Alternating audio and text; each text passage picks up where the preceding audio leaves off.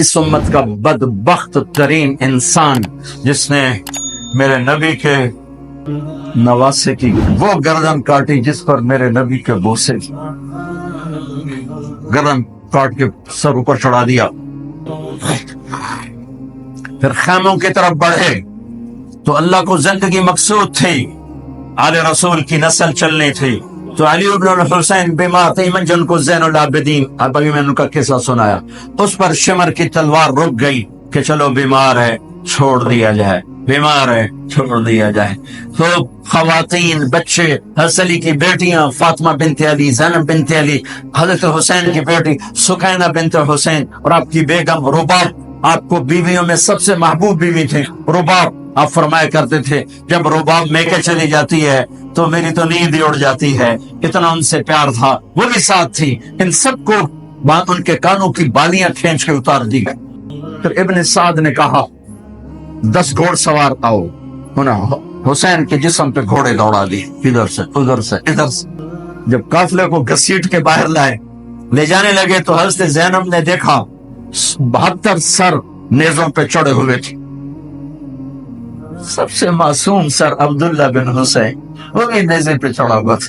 ہم نے کربلا کو افسانہ بنا دیا, یہ کمائی کا ذریعہ بنا دیا. یہ ایک پیغام ہے طبقات امت کے لیے, مت ضمیر بیچو, مت ضمیر بیچو. یہ کٹا ہوا سر پھر صرف حسین کا ابن زیاد کے سامنے پیش کیا گیا تو اس نے منہ پہ چھڑی مار, پھر چھڑی مار, پھر کہنے لگا میں نے ایسا حسن نہیں دیکھا کہ مر کے بھی چہرہ مسکراتا چمکتا ہو. تو حضرت انس نے کھڑے ہو کر کہا او ظالم, یہ چھڑی یہاں سے ہٹا نہ کر. میں نے ان ہونٹوں پہ اللہ کے نبی کے ہونٹوں کو لگتے دیکھا ہوا ہے, نہ کر. کہنے لگا تو بوڑھا نہ ہوتا تو میں تیری گردن اڑا دیتا, تیری عقل خراب ہو گئی ہے. تو میں میری نہیں, تیری عقل بگڑی ہے. آنے والے دن تو دیکھے گا تیرے ساتھ کیا ہوگا. پھر یہی سر یزید کے سامنے رکھا گیا, اس نے منہ پہ چھڑی ماری تو زید ابن ارقم کھڑے ہو گئے, کہنے لگے نہ کر. میں نے ہونٹوں پہ نبی کے ہونٹوں کو لگتا ہے دیکھا, ٹکڑے ٹکڑے بدن. تو حضرت زینب کی زبان سے چند الفاظ نکلے جنہوں نے, آپ حیران ہوں گے, کوفی لشکر والے رونے لگے جو ابھی قتل کر رہے تھے, ان کی آنکھوں میں آنسو آ گئے. قوا محمدا وا محمدا.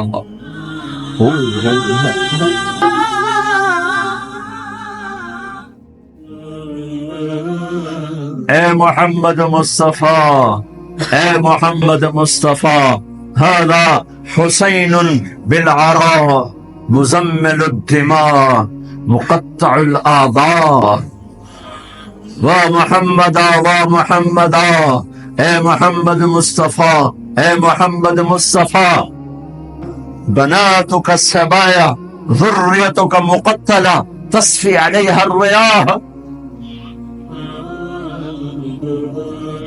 آج حسین کی بارات ہے محمد مصطفیٰ, آج تیرے نواسے کی بارات ہے. آج اس نے اپنی بوٹیوں کا ہار گلے میں ڈالا ہے, اپنے خون کے قطروں سے بنا ہوا لباس پہنا ہے. آج وہ سرخ جوڑے میں بڑا حسین نظر آ, آج وہ سرخ جوڑے میں بہت پیارا لگ رہا. اس کا جسم بکھرا ہوا ہے, اس کی بوٹیاں بکھر گئیں, اس کے بدن کے ٹکڑے ٹکڑے ہو گئے. آج اس کا لاشا پڑا ہے. یا ہے محمد مصطفیٰ, آج آپ کی بیٹیاں قید میں ہیں, آپ کی اولاد ذبح ہو چکی ہے, ان پر کفن ڈالنے کی اجازت نہیں دی تھی ان بدبختوں نے, تو تصفی علیہ الریاح, کوفے والوں نے کفن بھی نہیں دینے دیا, تو ہوا نے مٹی اڑا کر آپ کی اولاد کو مٹی کا کفن پہنا دیا. ہاں میرے بھائیوں، نماز کا وقت قریب ہو گیا، بلکہ میں نے زیادہ وقت لے لیا ہے۔ میں کسی کی تفصیل تو زندگی بھر کبھی نہیں سنا سکا، اشارے کر دیتا ہوں، پڑھو اس کو، پڑھو، خود پڑھو، پیغام لو، پیغام لو۔ ہے ظلم کا ساتھ نہیں دیا، جھوٹ کا ساتھ نہیں دیا، ذبح ہو گئے نسل سمیت، بچوں سمیت۔ پوری دنیا کے تجار کو پیغام ہے، جھوٹ سے بچ، خیانت سے بچ۔ سارے دفتر والوں کو پیغام ہے، رشوت سے بچو، رشوت سے بچو، ظلم و ستم ڈھانے سے بچو۔ ساری دنیا کے میں کیا کہوں، میرے ملک کا ایک ایک طبقہ ضمیر بیچ کے سویا ہوا ہے۔ جہاں انصاف دینے والے بک جائیں، جہاں جج کے قلم کی قیمت لگے، جہاں جس دیش کے جج کو خریدا جا سکتا ہے، جس کے قلم کو خریدا جا سکے، جس دیش کے وکیل کو خریدا جا سکے، جس دیش میں جھوٹے مقدموں کی بھرمار ہو، جس دیش کا ڈاکٹر مریض کو مریض نہ سمجھے، گاہک سمجھے۔ بھائیو، جتنے بیٹھے ہو اتنے تو توبہ کریں ہم، کہ آؤ بھائی آج ہم اپنے اللہ کو راضی کرنا، اپنی زندگی کی منزل بنائیں، اپنی زندگی کا مقصد بنائیں۔ ظلم سے نکلو، جھوٹ سے نکلو، بہتان سے نکلو، رشوت سے نکلو، حرام سے نکلو، شراب سے نکلو، زنا سے نکلو، بدکاری سے نکلو، فحاشی سے نکلو، جوئے سے نکلو، جھوٹے مقدموں سے نکلو، جھوٹی گواہیوں سے نکلو۔